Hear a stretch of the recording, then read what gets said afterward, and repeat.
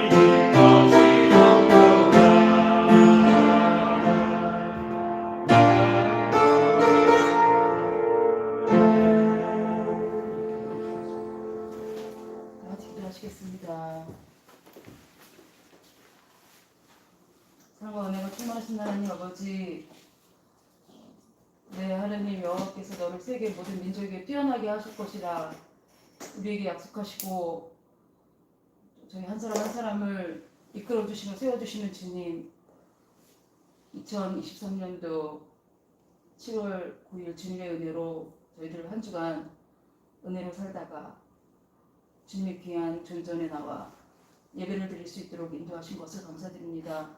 오늘도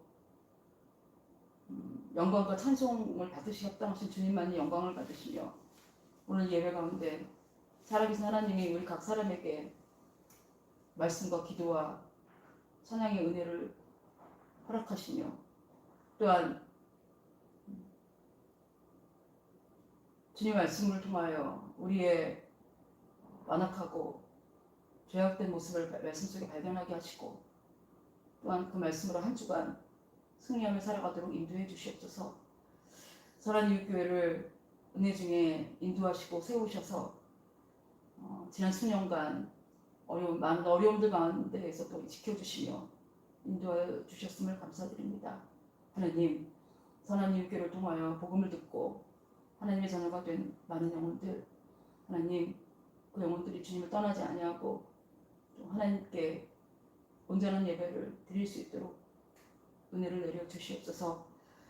사랑하는 하나님, 선한 사마리아인과 같이 강도 만난 이웃을 싸매어주고 또 그 영혼들에게 예수 그리스도의 사랑을 전할 수 있는 교회 되게 하시며 이 일들을 감당하기 위하여 세워주신 담임 목사님 언제나 영육간에 충만하게 하셔서 말씀과 기도의 능력이 충만하게 하시고 문 영혼들을 위하여 기도할 때 정말 그 영혼이 수송케 되며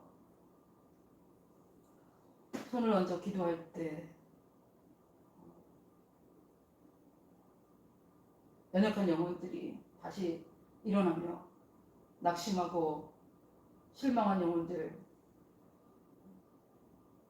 그들을 주님의 이름으로 위로하고 또 그들에게 하나님 말씀을 전할 때 하나님 죽어가는 영혼들이 살아나는 놀라운 은혜를 베풀어 주시기를 간절히 기도드리고 원합니다. 사랑하는 하나님, 우리 성도들의 삶을 오늘도 인도해 주시기를 간절히 기도합니다.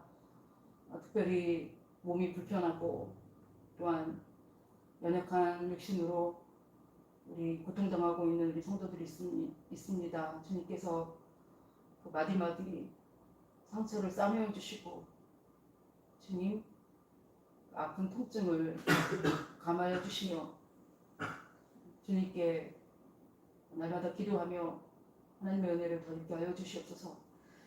우리 귀한 어린 영혼들이 이제 장성하여 청소년이 되고 또 청년이 되어 어른의 성인이 되어가는 준비를 하고 있습니다. 하나님,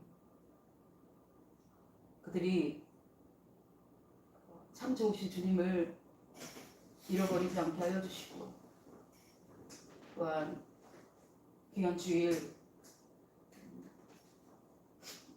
원근 각처에 흩어져 있지만 하나님께서 오늘도 비대면으로라도 하나님께 나와 예배를 드릴 수 있도록 하나님 그들의 마음에 주님도 찾아가시고 문을 두드려 주시기를 간절히 기도합니다. 사랑하는 하나님, 다음 세대들에게 복음을 전하게 하시고 또 선한 이웃 교회가 복음을 전하는 일에 주님 사용하여 주시면 감사합니다. 주님, 우리 교회 모든 성도들 언제나 우리 삶 속에 예수 그리스도의 사랑에 그리스도의 대사가 되고 또 선한 이웃 사마리아인이 되어 많은 분 영혼들에게 예수의 사랑을 전하며 또 그들에게 복음을 전할 수 있도록 입술을 열어 주시옵소서. 우리 한 주간도 살아갈 때 오늘 말씀을 들고 사실 목사님 천국의 열쇠 예수 그리스도라는 말씀을 들을 때 주님 우리의 복의 근원이 되시고 또 우리의 삶을 풍성하게 하시는 예수 그리스도 우리 하나님을 말씀 속에서 만나게 하시며 주님 우리 각자의 삶 속에 주님의 은혜가 필요합니다. 건강을 주시고 물질을 주시고 지혜를 주시고 평안을 주시며 믿음을 주시기를 간절히 기도합니다. 오늘도 우리에게 복을 주시고 또 우리 삶을 이끌어 주시는 예수 그리스도 십자가 위에 죽으시고 물과 피를 쏟으시며 우리를 끝까지 사랑하셨던 예수님의 사랑 오늘도 귀한 요한복음의 말씀을 통하여 이 말씀 받고 한 주간 주님 저희도 흔들리지 아니하고 오로지 주님만 바라보며 살게 하여 주시옵소서.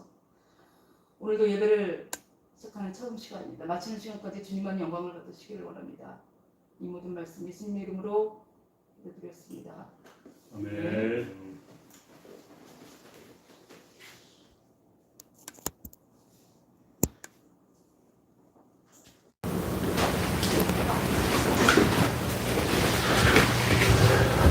네, 감사합니다. 네, 함께 보실 말씀 요한복음 7장 25에서 36절 말씀입니다.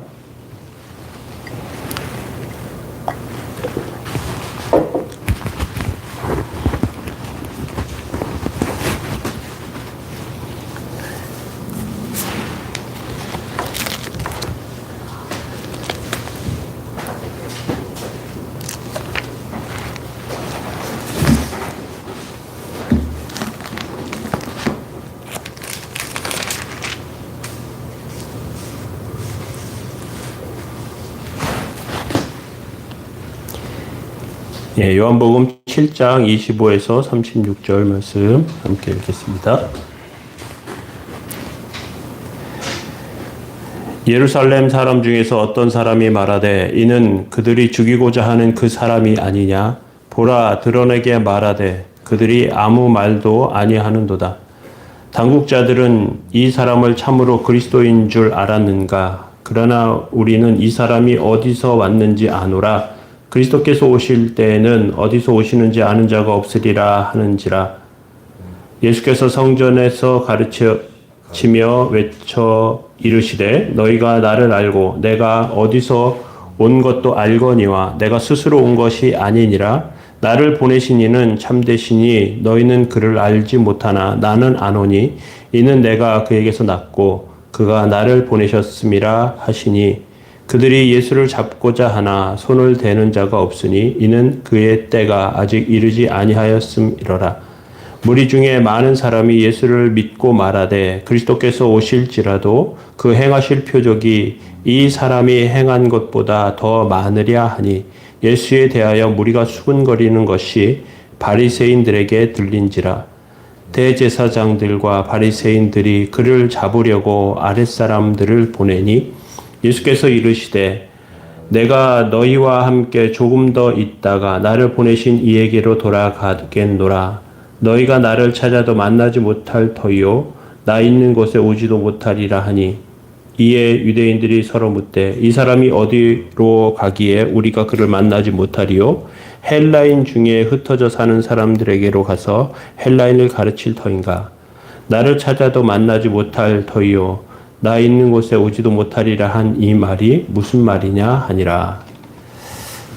아멘. 예. 예, 오늘 요한복음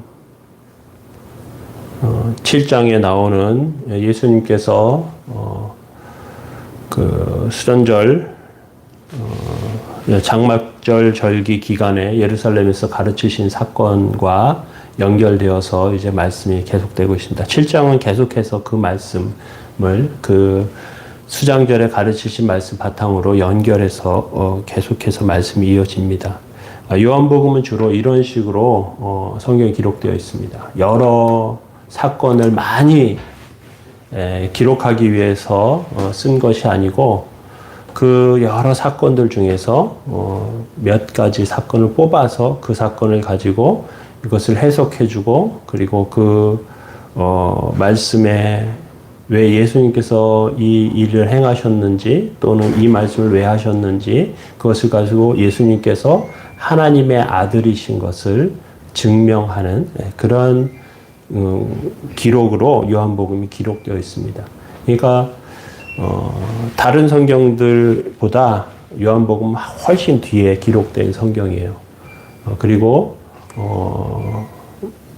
아마도 석학자들에 의하면 마가복음이 가장 먼저 기록됐고 그 후에 마태복음과 누가복음 그리고 한참 뒤에 이제 요한복음 이렇게 기록되었을 기록되었다고 합니다.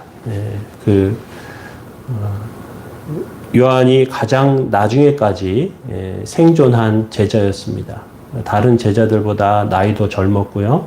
그리고 여러 박해들 가운데 요한이 이제 순교당할 순간에 하나님께 살려주세요. 끓는 기름물에 요한을 집어넣어요. 죽어야 되잖아요. 근데 탁 하고 튀고 다시 튀어나와요. 죽이려고 하는데 죽이지 못합니다. 그래서 밤모섬에 유배도 보내고 그렇게 하다가 이제 요한이 하나님께 불림받아 가게 됩니다. 그러면서 다른 제자들이 다 죽고 이제 마지막 남은 제자가 되었을 때 요한까지 죽으면 이제 직접 예수님께 말씀을 들은 사람들이 다 없어지는 거예요. 그러니까 요한이 그 남은 증인이 아무도 없어지기 전에 예수님이 어떤 분이신지, 예수님이 정말 하나님의 아들이시고 또 삼위 중에 다른 하나님으로 세상에 오셨다는 것에 대해서 사람들에게 잘 가르쳐 주기를 원했어요. 그래서 요한복음을 기록했습니다. 그래서 각 사복음서가 있는데 각 성경은 각각 주제를 가지고 있어요. 마태복음은 왕으로 오신 예수님. 그리고 마가복음은 종으로 오신, 섬기기 위해서 이렇게 아래쪽 종으로 오신 예수님. 그리고 누가복음은 사람으로 오신 예수님. 그리고 요한복음은 이렇게 설명할 때 이렇게 하면 잘 외워져요. 뒤에 안 보이잖아요. 그래서 하나님으로 오신 예수님. 마태, 마가, 누가, 요한 이렇게 하면 잘 기억이 됩니다. 요한복음은 그런 의미로 기록되어 있습니다. 그래서 요한복음은 어떤 면에서 보면 인생의 수수께끼 같이 그렇게 그 비밀을 간직하고 있습니다. 어릴 때 이제 내가 어떤 사람으로 크게 되고 성장하게 될까 이런 고민들을 합니다. 어떤 사람은 가난해서 잘 입지도 못하고 잘 먹지도 못해요. 학교 다니지만 다른 사람에 비해서 많은 그 도움도 받지 못해요. 그런데 나중에 성공해서 잘 되는 사람도 있습니다. 또 어떤 사람은 어릴 때 굉장히 풍요롭게 살았는데 그런데 나중에 어려움을 당하고 잘 풀리지 못하고 어떤 사람들의 기준에 보면 비참하게 그렇게 돌아가시는 분도 있습니다. 마치 좀처럼 인생이 풀리지 않는 수수께끼처럼 보여요. 은행에 가면 큰 금고가 있습니다. 그 금고에는 비밀번호가 걸려 있고 열쇠가 잠겨져 있습니다. 그 열쇠는 특정한 사람들만 갖고 있고요. 그 비밀번호는 다 알리지 않습니다. 금고에 열쇠가 없고 비밀번호가 없으면 그 문은 열리지 않습니다. 스핑크스에 대한 이야기가 있습니다. 그리스 신화에 오디푸스가 테베라는 곳에 갔는데 거기에 스핑크스가 있어요. 얼굴은 사람의 얼굴을 하고 있고 몸은 사자의 몸을 가지고 있습니다. 지나가는 사람마다 수수께끼를 냅니다. 맞추면 살고 못 맞추면 죽는 거예요. 오디푸스가 그것을 지나가는데 스핑크스가 수수께끼를 냅니다. 아침에는 4발로 걷고 낮에는 2발로 걷고 저녁에는 3발로 걷는 짐승은 무엇이냐. 우리가 이제 하도 많이 들어서 그 오디푸스가 인간이라고 말합니다. 어릴 때는 기어다니니까 4발로, 자라서는 서서 걸으니까 2발로, 늙어서는 지팡이로 짚고 걸으니까 3발로 걷는다고 말합니다. 이 수수께끼는 아마 사람들이 많이 맞추지 못했던가 봐요. 그래서 스핑크스가 기분 나빠하면서 스스로 높은 곳에 떨어져 죽어요. 그리고 오디푸스는 테베의 왕이 됩니다. 그런데 그 오디푸스가 그 후에 어떻게 되느냐 하면 자기 아버지를 죽이고 어머니와 결혼하는 사람이 됩니다. 그래서 그 심리학자 오디푸스 컴플렉스 그런 이야기도 하는데, 그러니까 왕이 되지만 희한한 그 인생의 그 굴곡을 겪게 되죠. 인생을 살아가면서 어떤 내가 삶을 살아야 하는지, 어떻게 또 일이 풀리고 내가 성장하고 살게 될지 모르는 채 살아갑니다. 문학가가 되려고 했는데 어렵다 보니까 장사하는 사람이 되기도 하고요. 사업가가 되기도 합니다. 음악가가 되려고 했는데 결혼하고 아이 낳고 평범한 가정주가 되기도 합니다. 또 성공한 사람들이나 이런 사람들에게 자기 인생에 대해서 어떤 삶을 살았는가, 내 인생의 수수께끼를 풀었는가, 인생의 그 목표를 이루었는가 하면 애쓰고 있다고 대답하죠. 자기의 인생에 대해서 잘 모르기 때문에 점장이를 찾아가기도 하고요. 그런 것을 굉장히 의지하는 사람도 있습니다. 내가 어떤 삶을 살 것인가 계획하면서 살아가지만 계획대로 되지 않는 경우가 대반입니다. 인간의 힘으로 불가항력적인 그런 한계를 극복하지 못하는 경우가 많죠. 그런데 오늘 말씀 가운데 예수님께서 우리가 인생에 여러 가지 알지 못하는 비밀과 수수께끼, 열리지 않는 금고와 같은 그런 난제 가운데 살고 있지만, 그렇지만 예수 그리스도께서 함께 하시고 인도하실 때 그리스도의 신비를 풀고 또 그리스도의 신비를 풀면서 구원과 또 이런 것들에 대한 이해를 통해서 이제 삶의 방향과 목적이 정해지고 아름답고 풍성한 삶을 살 수 있다고 오늘 성경은 말하고 있습니다. 오늘 예수 그리스도께서 어떤 분이신지에 대한 유대인들의 의문에서 본문은 시작됩니다. 첫 번째 생각할 것은 불가항력적인 하나님의 은혜, 하나님의 힘이에요. 25절과 26절에 보면 예루살렘 사람 중에 어떤 사람이 말하되 이는 그들이 죽이고자 하는 그 사람이 아니냐. 보라 드러나게 말하되 그들이 아무 말도 아니하는도다. 당국자들은 이 사람을 참으로 그리스도인 줄 아는가. 어떤 사람이 말하는 거예요. 예수님께서 비밀이 이제 그 장막절 절기에 예루살렘에 올라오셨어요. 그리고 절기가 시작된 지 수일이 지난 뒤에 그 예루살렘에서 말씀을 전하기 시작합니다. 유대인들은 예수님을 잡아 죽이려고 하는 계획을 이미 그 장막절 절기에 가지고 있었습니다. 그런데 예수님을 죽이려고 하는데 죽이지 못하고 있다는 거죠. 죽이려고 하는 사람이 많다는 사실을 알 수 있고요. 또 이 사실을 많은 사람들이 알고 있다는 거예요. 예수님이나 예수님의 제자들, 갈릴리 사람들은 이것을 잘 몰랐지만 예루살렘에 사는 많은 사람들은 이미 이게 상당히 소문이 퍼져가지고 야 그렇게 될 거야, 그렇게 할 거야. 요즘 그 정치 평론하는 사람 중에 어떤 사람이 야 이거 이렇게 될 거야, 막 그 사람이 말한 대로 되는 거예요. 그럼 야 이 사람은 어떻게 이걸 알고 있지? 이미 소문이 퍼졌습니다. 예수님의 제자들과 사람들은 갈릴리 사람들만 모르지 예루살렘의 사람들은 초막절 절기에 예수님을 죽이려고 하는 사실에 대해서 알고 있습니다. 그리고 때를 벼르고 있었어요. 초막절 절기가 그 기간이었어요. 그런데 예수님께서 그때는 유대인들에게 잡히지 않으십니다. 왜냐하면 하나님의 때가 있기 때문에 그래요. 그런데 여기서 예루살렘 사람들이 예수님에 대해서 하는 말 중에 주목해 봐야 할 것은 뭐냐. 과연 예수가 그리스도냐 하는 거예요. 그리스도냐. 우리는 그리스도 하면 그냥 그 성경에 나오는 말 정도로 생각합니다. 그런데 메시아 그리스도를 그 히브리어로 하면 메시아인데 메시아 사상은 이스라엘 백성들에게는 가장 중요한 그 종교적인 사상이에요. 메시아는 구원자입니다. 나를 구원해 주기 위해서 오는 하나님의 보내신 사람이 메시아예요. 그래서 유대인들, 이스라엘 사람들은 고난을 받으면 받을수록, 어려움을 당하면 당할수록 메시아에 대한 감정이 뜨거워집니다. 우리나라 일제시대에 그 이육사 선생님의 시에 보면 우리를 독립시켜주기 위해서 올 그분에 대해서 이야기한단 말이죠. 유대인들의 마음 가운데 지금 그 열망이 있는 거예요. 누가 그리스도인가? 그리스도가 과연 오셨는가? 언제 오시는가? 오시면 어떻게 나를 구원해 줄 것인가? 로마 사람들을 어떻게 물리칠 것인가? 온통 관심이 거기에 있는 겁니다.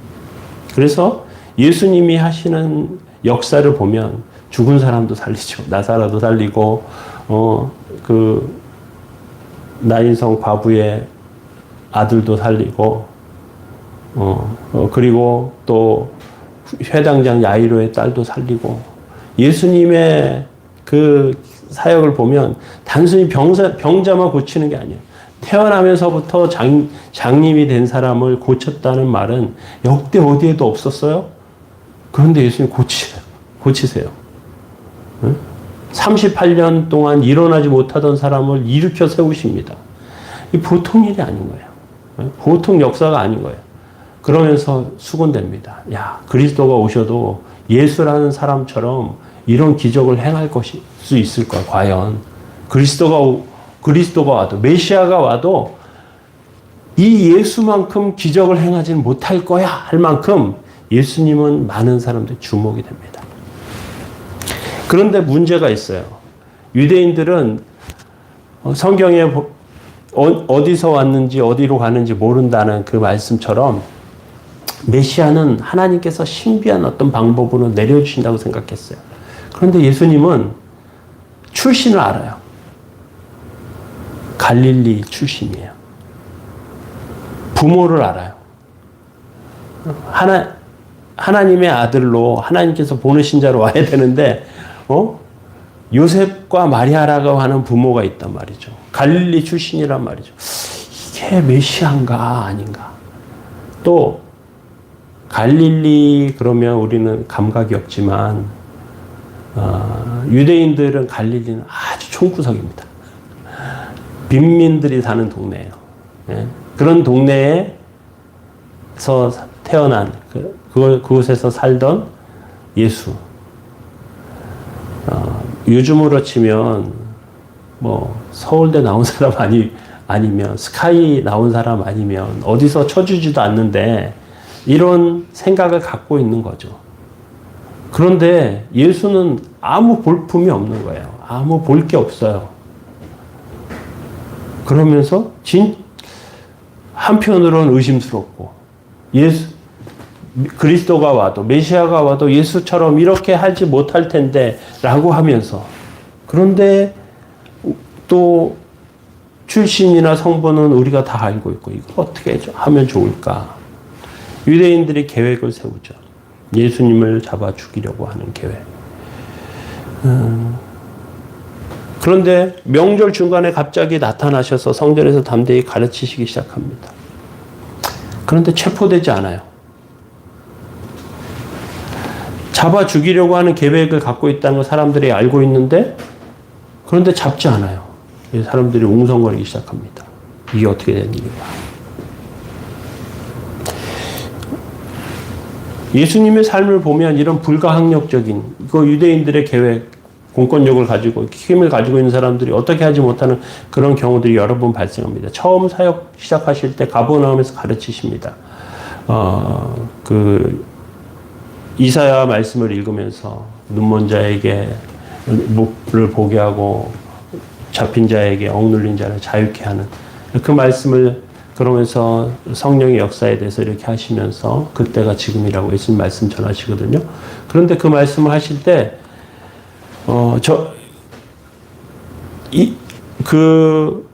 예수님의 그 사역과 말씀 가운데 가버나움 사람들의 믿음이 이방인들보다 못하다고 책망하시거든요. 가버나움 사람들이 화가 나가지고 예수님을 절벽 끝으로 끌고 가서 떨어뜨려 죽이려고 해요. 그런데 어떤 연고인지 성경은 정확하게 기록하지 않아요. 그런데 더 이상 손대지 못합니다. 그리고 그냥 가세요. 그리고 죽이려고 했던 사람들은 꼼짝 못하게 되는 그 사이를 그냥 걸어서 나오시게 되는 가늠한 여자를 잡아서 예수님 앞에 끌고 옵니다. 돌로 치려고 해요. 그때 예수님을 책잡기 위해서 돌로 치라고 하면 이 인감이 없는 나쁜 놈, 인감이 없는 무슨 사이코패스 같은 놈, 뭐 이렇게 하려고 하고요.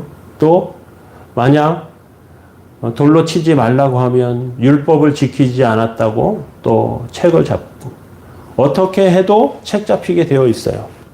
예수님께서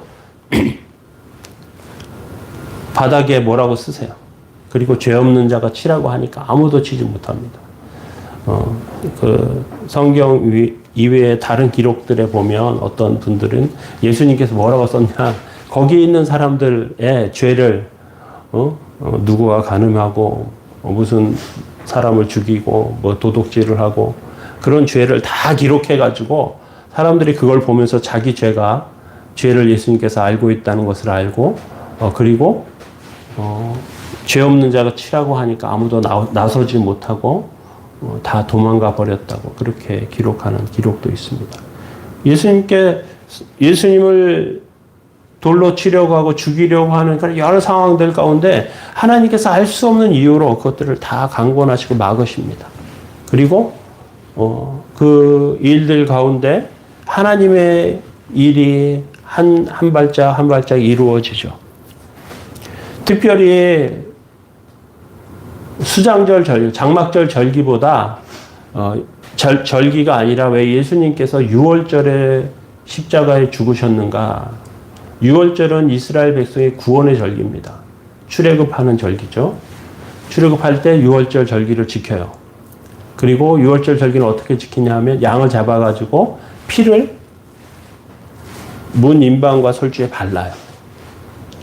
그리고 그 집에는 아무도 안 죽어요.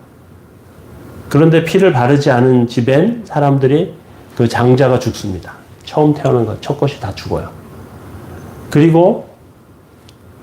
그래서 그 6월절 어린 양을 죽여서 구원받은 것처럼 예수님께서 6월절 양으로 십자가에 죽으셔서 피를 뿌리셔서 예수님을 믿기만 하면 구원받게 됩니다.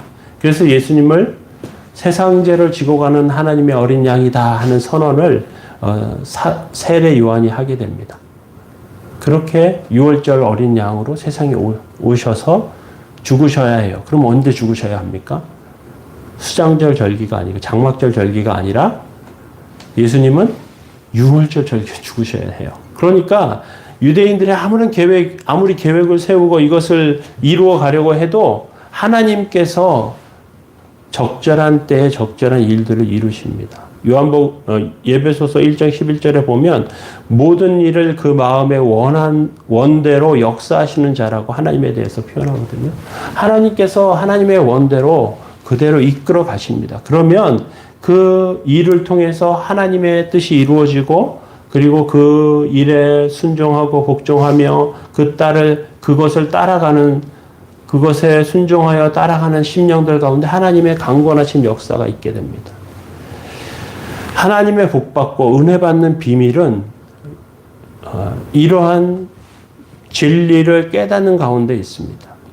금고문을 열려면 비밀번호를 알아야 하고요. 그리고 열쇠가 있어야 합니다. 세상의 비밀번호가 아니라 하나님의 복을 받으려고 하면 그리스도를 알아야 하고요. 예수 그리스도를 통해서 주시는 복과 인도하심에 대해서 우리가 주목하고 깨달아야 하는 것이죠. 하나님의 강권하시는 힘, 불가항력인 하나님의 힘은 하나님의 그런 예수 그리스도의 나심과 또 그 천국의 복을 여는 그 열쇠로 그리스도를 주셨다는 것을 우리 다시 한번 기억하게 됩니다. 그래서 그리스도께서 어떻게 나셨는지 어떻게 오셨는지 아는 것이 중요합니다. 예루살렘의 유대인들은 예수님이 그리스도가 아니라고 판단합니다. 왜? 출신과 성분을 알고 있기 때문에. 27절에 그러나 우리는 이 사람이 어디서 왔는지 아노라. 그리스도께서 오실 때에는 어디서 오시는지 아는 자가 없으리라 하는지라. 그리스도께서 갑자기 나타나셔야 되는데 부모도 알고 출신도 알고 고향도 알아요. 신비스러운 인물이라고 생각할 수가 없어요. 그리고 그렇기 때문에 예수 그리스도를 통해서 나타나는 폭발적인 하나님의 역사가 있음에도 불구하고 주님을 거부하고 있습니다. 그런데 우리가 그 성경을 보면서 그리스도께서 어떻게 나셨는지 우리는 성경에 기록된 것을 알고 있습니다. 나사렛의 한 처녀 마리아에게 천사장 가브리엘이 나타났던 것, 그리고 요셉과 마리아가 그 함께 하기 전에 성령을 통해서 임신했다는 사실에 대해서, 또 결국 베들레헴에서 탄생하셨다는 사실에 대해서, 별을 보고 찾아온 동방응 박사들이 그를 경배한 것에 대해서, 또 헤롯의 위협을 느껴서 애굽으로 피신했던 사실에 대해서, 예수 그리스도의 출생에 밝혀지고 알려지지 않은 많은 것들이 있었습니다. 유대인들은 이것들을 모르고 있었죠. 그런데 예수님은 하나님의 때에 하나님께서 원하시는 방법과 하나님께서 인도하시는 그런 여러 가지 사건들을 통해서 세상에 오셨습니다. 그리고 그렇게 성장하시고 자라셔서 하나님의 일들을 하시기 시작하십니다. 어떤 면에서 보면 이것들을 미리 유대인들이 다 알았다면 예수님은 좀 더 잘 받아들였을지도 모르겠습니다. 그런데 이것이 다 비밀에 붙여져 있었어요. 사람들은 몰랐습니다. 그리고 자기들이 생각하고 자기들이 아는 것을 가지고 예수님을 사기꾼, 죽일 놈으로 하나님을 모욕하는 자로 신성 모독의 죄를 뒤집어 씌워서 예수님을 죽이게 됩니다. 요한복음 7장 28절과 29절에 예수님께서 이렇게 하십니다. 예수께서 성전에서 가르치시며 외쳐 이르시되 너희가 나를 알고 내가 어디서 온 것도 알거니와 내가 스스로 온 것이 아니니라. 나를 보내신 이는 참되시니 너희는 그를 알지 못하나 나는 아노니 이는 내가 그에게서 났고 그가 나를 보내셨음이니라. 유대인들은 예수님도 알고요. 예수님께서 어떻게 오셨는지도 알았지만 알았다고 말씀을 시작하십니다. 갈릴리 출신인 것을 알았습니다. 그런데 중요한 사실은 예수님께서 하나님을 알고 계셨다는 사실입니다. 그리고 하나님께서 예수님을 보내셨다는 사실이에요. 유대인도 하나님을 알고 있었습니다. 그런데 예수님이 아는 것과는 달랐습니다. 근원적인 차이가 있었어요. 구약의 모세가 하나님의 말씀을 받았습니다. 하나님을 직접 대면했습니다. 그런데 보지는 못했어요. 하나님께서 눈을 가리게 하십니다. 십계명을 받았습니다. 그리고 내려왔어요. 유대인들은 모세가 그 시내산 꼭대기에 있을 때 그곳에 올라가지 못하고요. 그 주변에 이렇게 머물게 됩니다. 모세가 내려왔을 때 모세가 하나님과 가까이 있었다는 것만으로도 모세의 얼굴에 빛이 났어요. 빛이 나가지고 유대인들이 두려워지기 시작합니다. 자기가 직접 하나님을 본 것도 아닌데 모세가 하나님과 가까이 있었거든요. 그 모세의 얼굴에 빛이 나니까 이게 무서워서 모세에게 요청해요. 당신의 얼굴을 수건으로 가려달라고. 우리가 너무 무섭다고. 왜? 하나님을 직접 보면 죽기 때문에. 그래서 얼굴을 가려달라고 해요. 그리고 모세가 얼굴을 가리니까 그때 안심합니다. 마치 하나님을 알고 있는 유대인들이 하나님을 알고 있는 것이 이와 같아요. 하나님께서 원하시는 정말 참 진리와 은혜에 대해서 깨닫지 못하고 있습니다. 그리고 하나님에 대해서 증거하고 선언하고 또 삶을 통해서 증명하신 예수 그리스도에 대해서 인정하지 않아요. 그런데 예수님은 하나님을 직접 대면하시고 하나님께 직접 말씀을 받으시고 그리고 구약의 진리에 대해서 하나님께서 정말 원하시고 또 가르쳐 주시는 것이 무엇인지 분명히 알고 이것들을 가르치시죠. 예수님은 직접 알았고요. 유대인들은 하나님에 대하여 알았어요. 직접 아는 것과 대하여 아는 것이 다릅니다. 유명인들이 있습니다. 저는 알아요. 그 사람을 알아요. 근데 그 사람은 저를 몰라요. 네, 저는 영상으로만 그 사람을 알고요. 연예인들을 TV로만 보고 알았어요.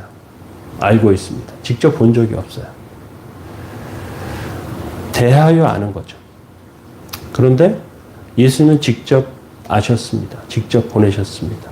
요한복음 7장 29절에 나는 아노니 이는 내가 그에게서 났고 그가 나를 보내셨음이라 이렇게 말씀하고 있습니다. 예수님이 갈릴리에서 난 것만 가지고 유대인들은 실망했지만 참 예수님께서 하나님을 보내신 분이시라는 것에 대해서 사람들은 모르고 있습니다. 예수님은 이러한 탄생에 대해서 그 C.S. 루이스라는 분이 순전한 기독교라는 책에 예수님이 하나님께서 보내신 하나님으로부터 태어난 것에 대해서 뭐라고 설명하는가 하면 자동차를 사람들이 만드는데 자동차는 사람이 아니에요. 자동차를 만든다고 합니다. 인형을 만든다고 하지 인형을 낳는다고 하지 않아요. 어머니는 아이를 낳는다고 말합니다.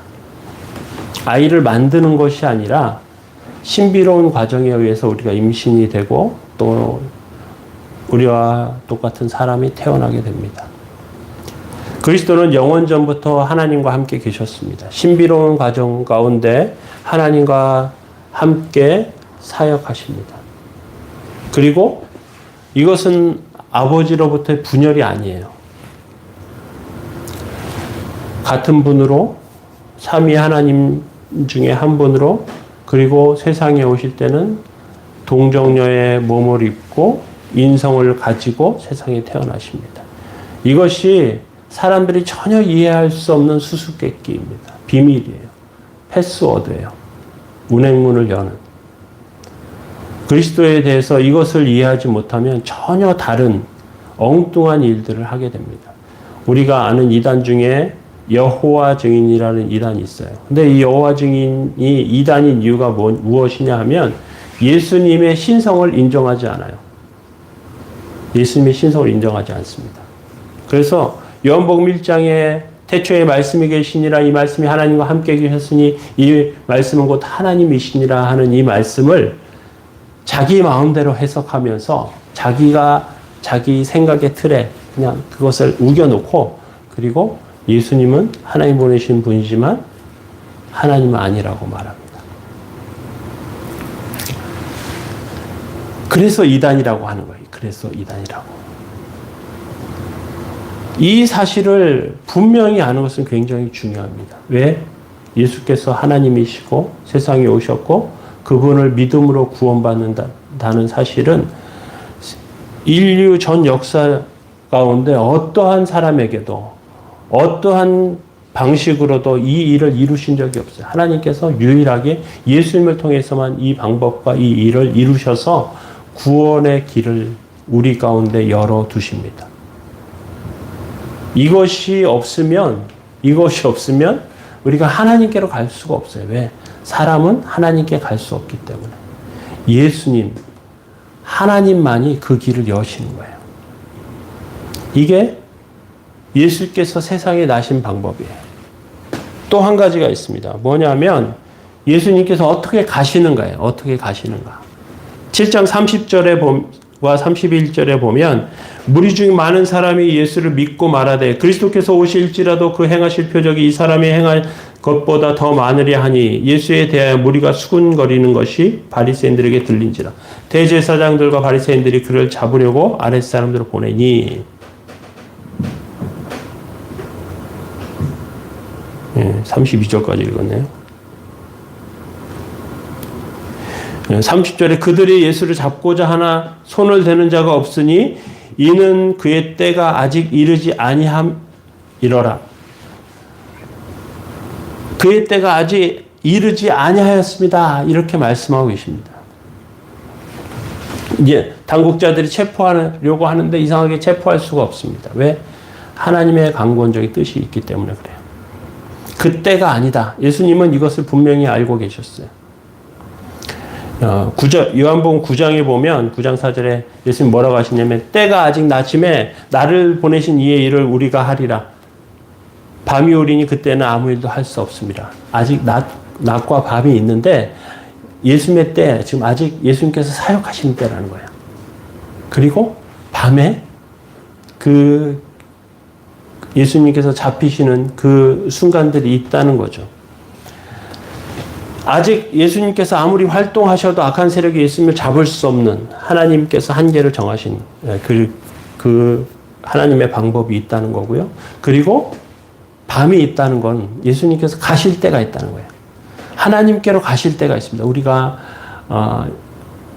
제가 이제 그 요한복음 말씀을 통해서 여러 번 그 영광의 때에 대한 그 부분에 대해서 말씀을 드렸는데 예수님께서 말씀하신 영광의 때는 사람들에게 주목받는 때가 아니에요.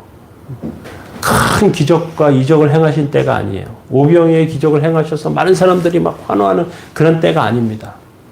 영광의 때는 십자가에 죽으시는 때고요. 다시 사셔서 부활하시는 때입니다. 결국 우리가 신앙 고백하자 사도신경으로 신앙 고백하는데 사도들의 신앙 고백이거든요.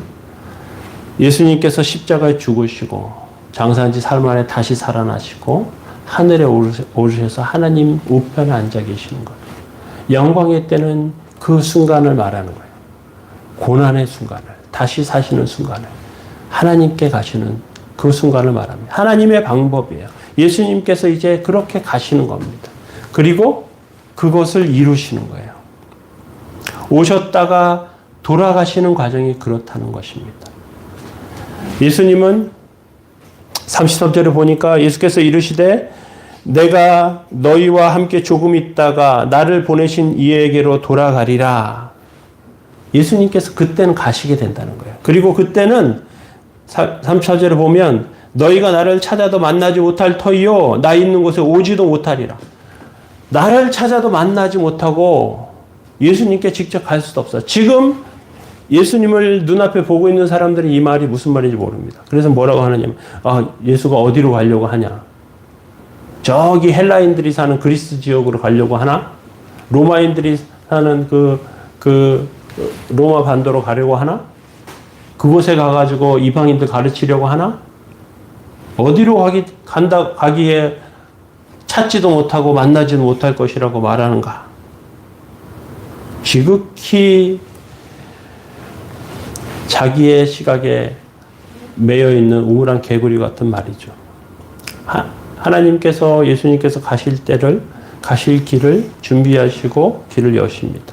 오실 때도 예언대로 처녀의 몸을 입고 인간의 몸을 가지고 구속의 사역을 감당하시기 위해 오셨고 하나님의 일을 하시다가 가실 때에도 죄 없는 상태에서 십자가에서 죽게 되는 죄 없는 사람을 아무리 죄를 뒤집어 씌워도 십자가에 좀 극형이거든요. 가장 최고 악한 사람에게 내리는 형벌인데 그런데 예수님은 아무 죄가 없는 분이 그런 형벌을 왜 받겠습니까? 하나님께서 그 일을 이루시는 거죠. 하나님의 방법이에요. 은 30에 팔리고 6월절 어린 양으로 십자가에 죽으신단 말이죠. 자신의 몸을 산 제물로 드리시는 사건인 거예요. 그래서 이것을 이제 신약의 더 뒤편에 가면 히브리서에는 예수님의 이 십자가에 죽으시는 사건을 대제사장이 자기를 직접 제물로 드리는 사건으로 설명합니다. 사망의 권세 안에 있는 모든 사람들을 죄 없는 예수님께서 대제사장으로 자기가 직접 희생 제물이 되어서 그래서 사람의 죄를 대신해서 대속해서 죽으심을 통해서 그 죄 값을 치루어 주시는 사건으로 설명하는 거죠. 그래야 구원이 우리 가운데 찾아오는 거예요. 그래야 구원의 역사가 우리 가운데 찾아와서 우리가 천국의 그 열쇠를 가진 삶에 천국의 복을 누리는 복된 삶의 은혜를 누릴 수 있게 되는 것입니다. 이렇게 예수님께서는 사역을 다 이루시고 부활하심을 통해서 하나님의 뜻을 이루십니다. 우리의 삶 가운데도 그런 역사와 그런 은혜가 가득해야 할 줄로 압니다. 예수님 믿는 자와 믿지 않는 사람의 차이는 여기에 있습니다. 하나님의 가치라는 차이가 있는 거예요. 예수 그리스도의 가치라는 차이가 있는 거예요. 믿는 자는 나의 가치를 버리고 예수 그리스도의 가치를 갖는 거예요. 믿지 않는 자는 예수 그리스도의 가치를 거부했기 때문에 내가 가진 가치를 가지고 사는 거예요. 내가 가진 가치. 그런데 내가 가진 가치는 나의 죄로 더럽혀져 있단 말이죠. 완벽하지 않아요, 사람은. 불완전합니다. 그래서 계속해서 실수하고요, 죄 가운데 빠져 들어가죠. 그런데 나의 가치가 아니고 예수 그리스도의 가치, 예수님을 믿는 믿음 안에 사는 것을 통해서 하나님께서 우리에게 예수 그리스도의 가치를 부여하십니다. 그래서 그 가치는 우리를 복되고 귀한 삶으로 인도하게 됩니다. 마치 열쇠를 가진 사람과 같은 거예요. 천국의 열쇠를 가진 사람. 우리는 그렇게 하나님의 열쇠를 가지고 하나님의 비밀번호를 가진 그러한 사람과 같은 심령인 줄로 압니다. 복의 열쇠인 그리스도를 가진 그런 삶. 그래서 그것을 누릴 수 있고요. 하나님 주신 은혜로 삶이 채워지게 됩니다. 우리가 삶에 여러 가지 어렵고 힘든 일을 만날 때 좌절하지 않고 넘어지지 않을 수 있는 힘은 내 가치가 복되기 때문이 아니라 하나님의 가치를 내가 가졌기 때문에 그렇습니다. 하나님의 가치를 가진 사람으로, 하나님의 복을 가진 사람으로 오늘도 세워지는 저와 여러분들 다 되시길 예수님의 이름으로 축원합니다. 네, 함께 기도하겠습니다. 우리 잠깐 함께 기도할 것은 예수 그리스도의 가치가 우리 가운데 있다는 것을 기억하며 살 수 있도록, 또 우리 삶 가운데 여러 가지 만나는 어려움이나 문제들을 예수 그리스도의 가치를 가지고 승리하는 삶으로, 하나님의 복을 누리는 삶으로, 하나님의 복의 열쇠를 가진 귀하고 복된 삶으로 살아갈 수 있도록 주의 은혜 가운데 세워지도록 그렇게 잠깐 기도하겠습니다. 말씀 생각하며 잠깐 기도하겠습니다. 사랑의 하나님, 주의 하나님의 사랑 감사합니다. 연약한 가운데 세우시고 하나님의 은혜로 함께 해주시기 원합니다. 하나님의 가치가, 하나님의 은혜가 저희들 삶 가운데 가득해지기 원합니다. 하나님께서 복되게 하시고 온전케 하시고 거룩케 하여 주셔서 저희들의 삶에 하나님의 은혜 넘치게 하여 주셔서 모든 것들이 주의 뜻을 이루는 삶으로, 하나님의 역사를 이루는 삶으로 세워주시기 원합니다. 주여 함께하여 주실 때 저희들의 삶에 은총 가운데 내리시고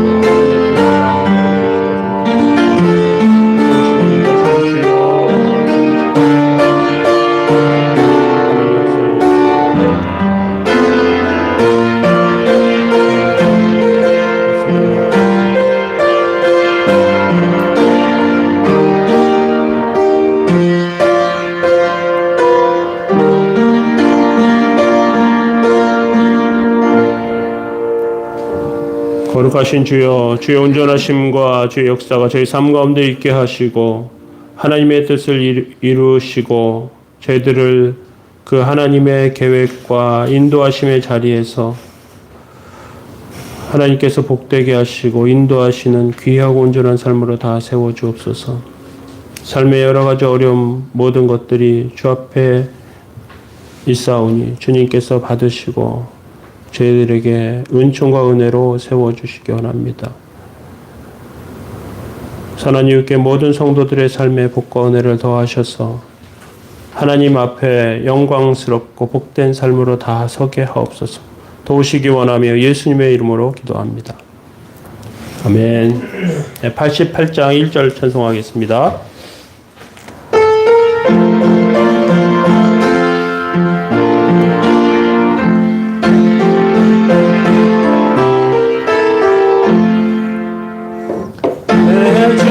사모하는 친구가 되시는 그 주 예수님은 아름다워라.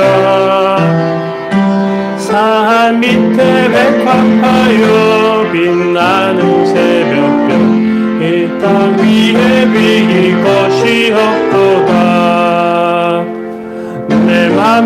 아플 적에 큰 위로 되시며 나 외로울 때 좋은 친구라.